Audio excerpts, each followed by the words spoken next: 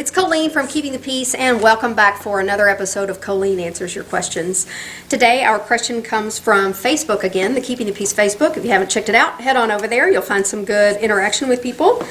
And the message comes from a lady named Stacy. I'm not going to reveal her last name because it was a private message.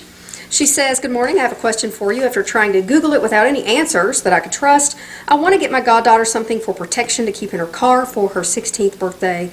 I bought her a large maglite after attending your class and remembered that a baseball bat could be considered a deadly weapon, like a club. I couldn't remember if the maglite was on the list, but it was my daughter and I just took the risk. However, since this is a gift for someone else's child, I'd like it to make sure it's legal.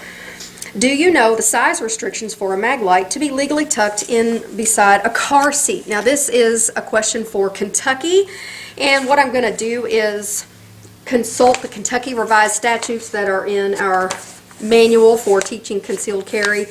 And in Kentucky revised statute 500.080 part 4, which I'll put here because that's a mouthful, that's where it lists the legalities of what is considered to be a deadly weapon for concealment.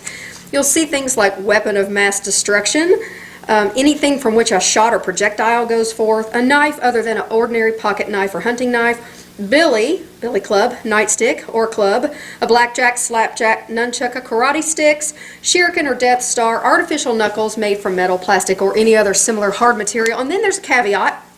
It says, any item not specified on this list which could be used to inflict injury on another would be considered a dangerous instrument under KRS 500.080 Part 3.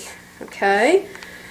So, what it comes down to is there is no Kentucky revised statute that limits the size of a flashlight, per se. However, if you were to conceal it and use it in a self-defense situation or even in a criminal type situation, they might qualify you under that caveat. So if you were planning to conceal a huge maglite and use it as a weapon in Kentucky, then it would fall under that little caveat, any item not specified on the list which could be used to inflict injury. So I would think you're perfectly safe for your daughter to have a huge maglite tucked in her car, because that's a really common thing that people do, because everybody needs a flashlight.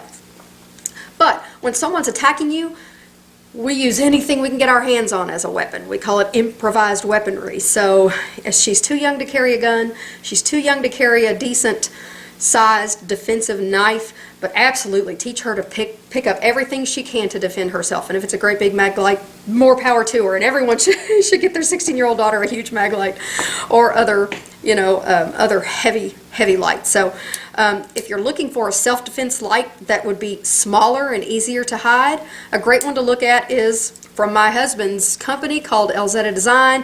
He makes a really good defensive flashlight, and I'll give you a link down here in the down bar where you can click to his website and look at the different weapon lights that he offers. They're much smaller package, a lot easier to conceal somewhere in the car, and would be maybe a more reliable impact tool if you had to use them to defend yourself. So there you go. Hope that helps. And for anyone else who has questions about legalities in Kentucky, I'm not an attorney, but if I can look it up in the KRS, I'm happy to do that and help you out. Other states, sorry guys, you're going to have to find an instructor in your state. So thanks for asking the question, and we'll see you in the next episode. Bye.